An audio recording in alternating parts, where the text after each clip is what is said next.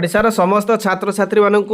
स्वागत करुच्ची एवं पिलामाने तम मानक पई खुशी खबर गोटे रही कौन खुशी खबर रही पिलामाने मो ए भिडियो तम मानक सहित शेयर करी तो पिलामाने देख स्टेट स्कॉलरशिप पोर्टल रे तमे बहुत सारा स्कॉलरशिप आवेदन करिथाओ किंतु आज मु स्कॉलरशिप उपरे बहुत सारा अपडेट देबी एवं तम मानक गोटे खुशी खबर जनइबी। बहुत पिलामाने जो माने कि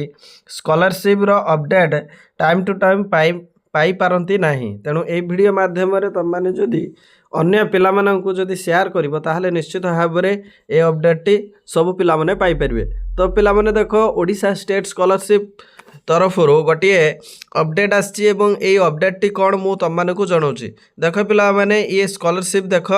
कृषि विद्यानिधि योजना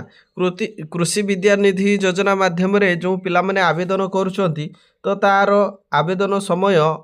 ऑलरेडी सरी जाइथिला तेणु पिलामाने यार डेट एक्सटेंशन करा जाइछि पिलामाने यार डेट एक्सटेंशन कराइछि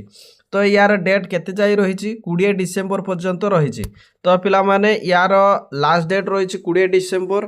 पिलामाने आज हूँ 18 तारिख पिलामाने आज 18 तारिख पिलामाने तम मानक हाथ में माने 3 दिन समय रही आज पाखर 18 19 20 माने 3 दिन समय रही ये 3 दिन भितर तुम मैंने ये स्कॉलरशिप को चाहिए आवेदन कर तो तुम मैंने जदि निज मोबाइल रे जदि करने चाहूँ किसी प्रोब्लेम नहीं आवेदन कर आउ जदि किसी प्रोब्लेम रोचे ताले सीएससी सेंटर बा नेट कैफ को जाइए तुम आवेदन कर तो पिला माने ये स्कॉलरशिप कौ माने आवेदन करेंगे देख पिला माने डिटेल्स उपरे आमे जदि क्लिक करबा ताहले निश्चित भाव में आमे जानि परिबा व्यू डिटेल्स उपरे आमे क्लिक करबा एससी एसटी ओबीसी एससीबीसी ए पिला माने आवेदन करि परिबे ईबीसी कैटेगरी जनरल कैटेगरी सबु पिला माने मोटामोटी सबु पिला माने आवेदन करि परिबे। एवं देख पिला माने ये स्कॉलरशिप रे जो डॉक्यूमेंट सब रही है Aadhaar card caste certificate resident passport size photo ration card दरकार तापर देख पिला माने बेनिफिशियरी आईडी ये सबू declaration certificate matriculation certificate marksheet ये सबू आवश्यक रही से भाई देख ये कोर्स सब दि जाइए ये कोर्स सब देख पिला माने